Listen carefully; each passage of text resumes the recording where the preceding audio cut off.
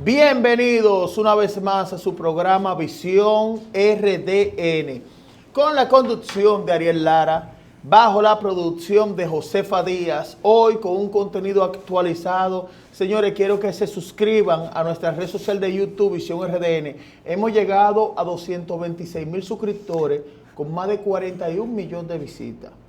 Hoy nos visita una persona muy profesional, una persona que siempre nosotros consultamos para nosotros aprender de lo que él trae, que siempre trae un contenido muy técnico, pero lo explica claro, que todas las personas siempre nosotros tenemos una buena repercusión, y para atrás en el feedback viene y siempre nos dicen: oye, entendí esto por Osiris de León, me explicó esto, o sea, explicándolo grano a grano.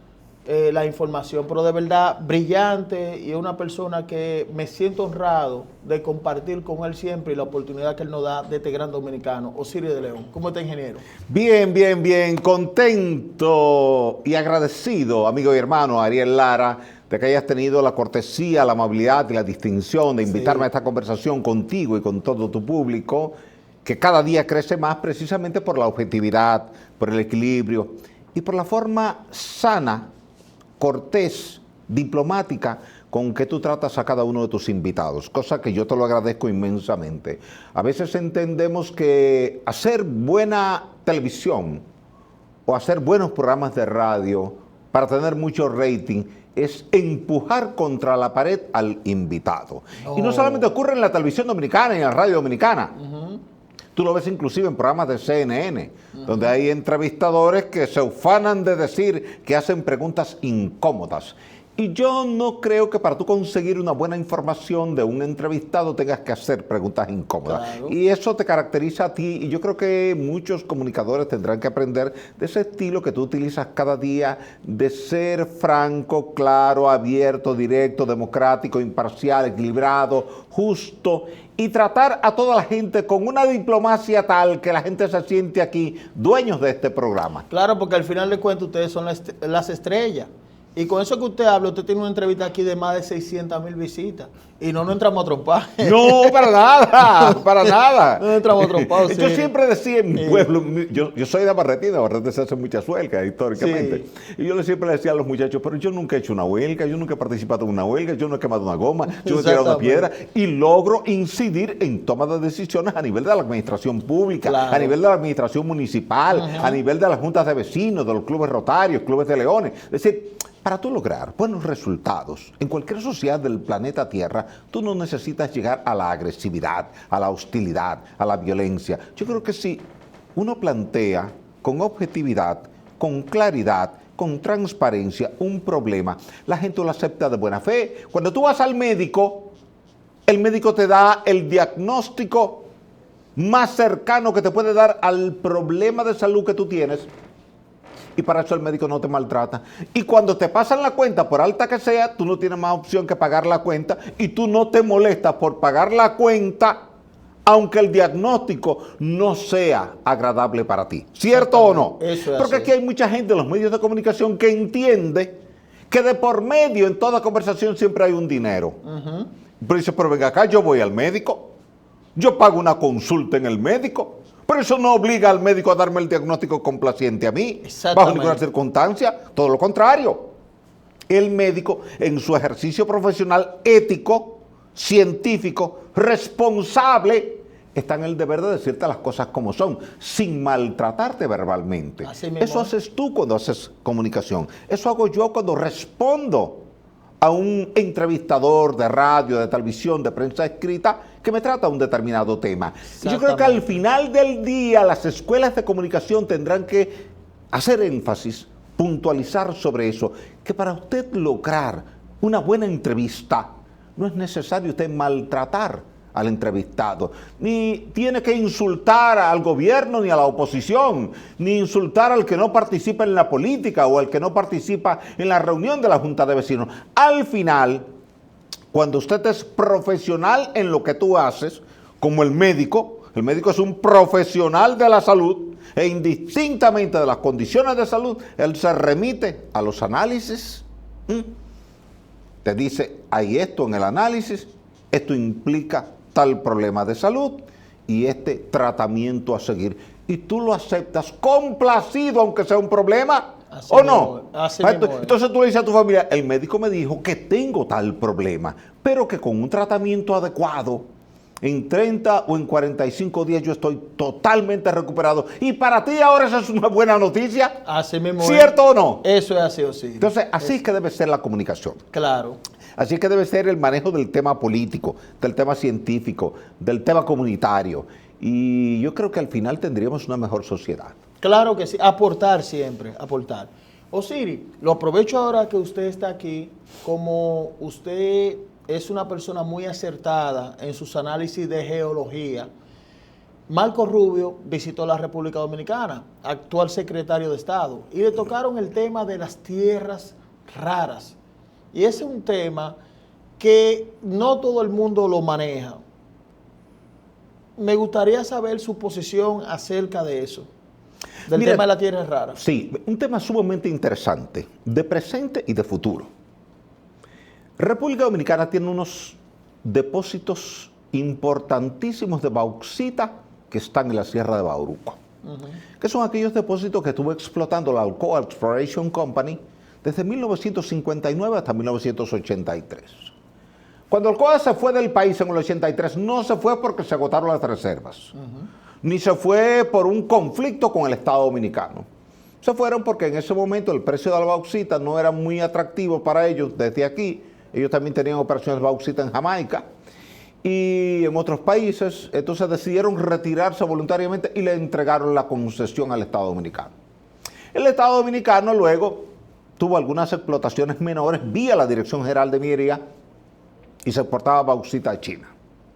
Pero chequeando la analítica química, siempre se hace en todo depósito minero una exploración que llamamos geoquímica. Okay. Cuando tú tomas muestras del suelo, o muestras de un talud, o muestras de un sondeo, o muestras de una calicata, y tú los segmentas cada 50 centímetros, o cada metro, o cada 2 metros, dependiendo de tu presupuesto y del tiempo que tú tienes disponible para el programa. Y tú vas viendo los diferentes elementos químicos. Usualmente, en una explotación minera cualquiera, o en una exploración minera cualquiera, se buscan elementos predeterminados que son de interés para el proyectista.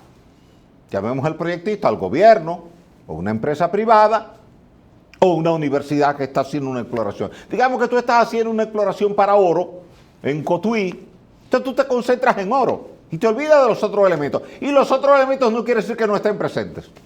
Con la bauxita nos concentramos desde los años 50 hasta los 80 en muestrear el contenido de alúmina, que es un trióxido de aluminio, Al2O3, es decir, una molécula que tiene 2 átomos de aluminio y 3 de oxígeno, porque esa era la materia prima que comercializaba la Alcoa para la producción de aluminio.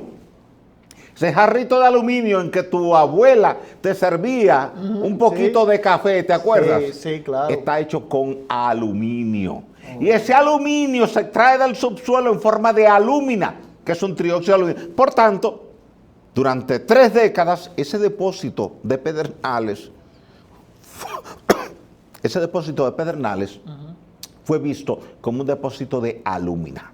Hasta que llegó un momento en que, haciendo otros estudios por investigación científica puramente, universidades muestreando, universidades dominicanas, universidades de España, cuerpos de ingenieros de Estados Unidos, se encontraron que allí hay concentraciones importantes de elementos de tierras raras, que son los elementos que pertenecen a los lantánidos, los que están abajo en la tabla periódica. Itrio, escandio, europio, canolinio, samario, herbio, terbio. Toda esa lista, 16 elementos que no son muy comunes en la corteza terrestre, muchas veces están concentrados en materiales residuales, donde tú has tenido mucha meteorización por mucha lluvia, mucho sol y mucha humedad. Esa combinación de factores va degradando la roca, se convierte en una tierra roja. Esa bauxita normalmente es una mezcla de gipsita, bohemita y diáspora. Pero el objetivo casi en todas partes del mundo, 30, 40 años atrás, era extraer el trióxido de aluminio. Hoy día, ya China no lo hace así. Ya Estados Unidos no lo hace así. Ya nosotros no lo hacemos así. Ya no estamos viendo en la bauxita el contenido de trióxido de aluminio. Estamos viendo el contenido de itrio, de escandio, de europio, de gadolinio, de terbio. Sí. ¿Ves? Entonces, porque esos son los elementos que hoy día son la base fundamental de la cohetería, de los televisores de pantalla plana. Esos televisores hermosísimos y costosísimos se hacen con esos materiales. La comunicación tuya vía teléfono celular se hace con una triangulación con satélites que están en el espacio.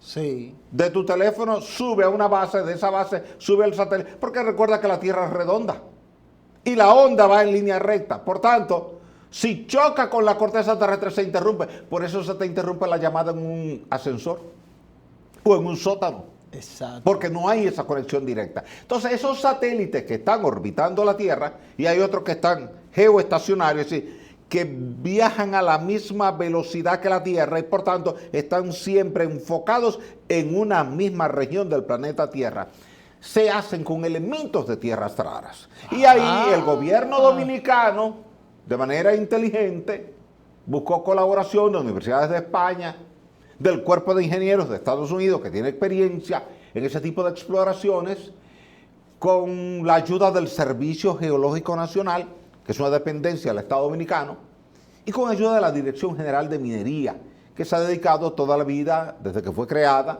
a principios de los años 70, a explorar. De hecho, mi primer trabajo como geólogo recién graduado, en el año 79, fue explorar minerales para la Dirección General de Minería, siendo el ingeniero Romeo Ginás Capellán el director general de minería. Una excelente gestión en ese entonces. Y desde ahí hasta el presente, pues la Dirección General de Minería ha estado siempre explorando y sigue explorando. Esta es una de las tareas que tiene la Dirección General de Minería. El propio presidente de la República, Luis Abinader, en un encuentro que sostuvimos, me habló de la satisfacción que él sentía con los reportes que había recibido de los contenidos de elementos de tierras raras presentes en esas bauxitas de Pedernales.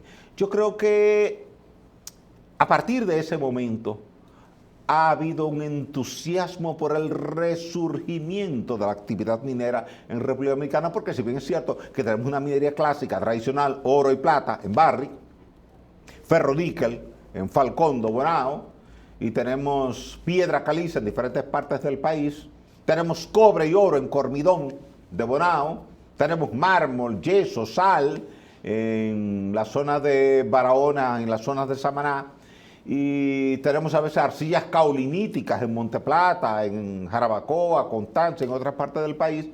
Yo creo que esto ahora está tomando un nivel de importancia solamente comparable al nivel de importancia que tenía la exploración de oro en Cotuí en los años 60. Wow. ¿Ves? Entonces, si podemos probar, porque recuerda que en minería hay tres tipos de reservas. Reserva inferida, es la que tú llegas, mira, hace 1 o 2 sondeos, un par de calicatas y tú estimas, pero no tienes seguridad de que así sea. Con eso tú no puedes ir al banco. El banco no te financia con reservas inferidas. Ahora están las reservas probables.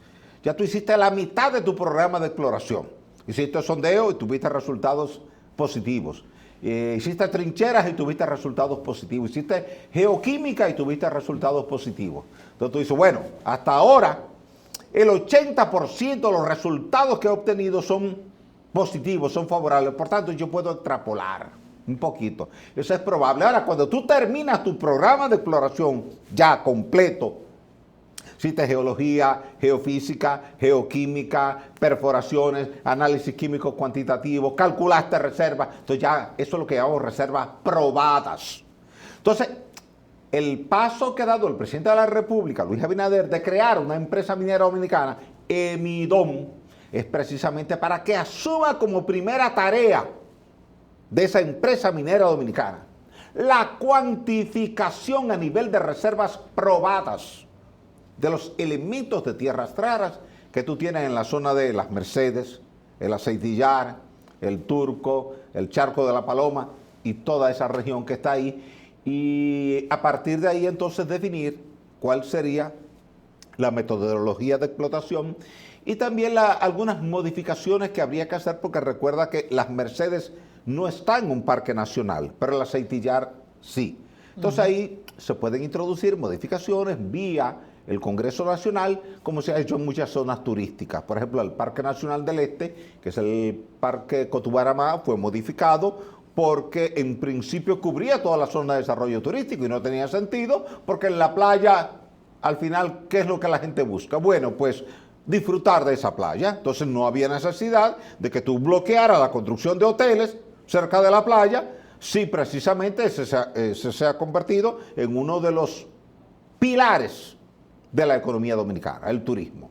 Entonces, así como se han modificado otros parques nacionales, el Parque Nacional de los Haití se fue modificado, porque al final, recuerda una cosa, y para que la gente tome conocimiento, la mayoría de los parques, la mayoría no, todos los parques nacionales fueron definidos en base a estudios indicativos, pero no estudios detallados. Para un parque nacional tú tienes que hacer estudios de flora, fauna, suelo, agua, aire, más el componente social. Y como no había tiempo de hacer todo eso, ni presupuesto para hacer todo eso, se definieron áreas así estimadas. Bueno, estimamos que los recursos naturales más importantes de esta región son estos. Y luego, cuando haya que hacer la definición precisa, entonces lo hacemos sobre la base de las informaciones que hayamos levantado.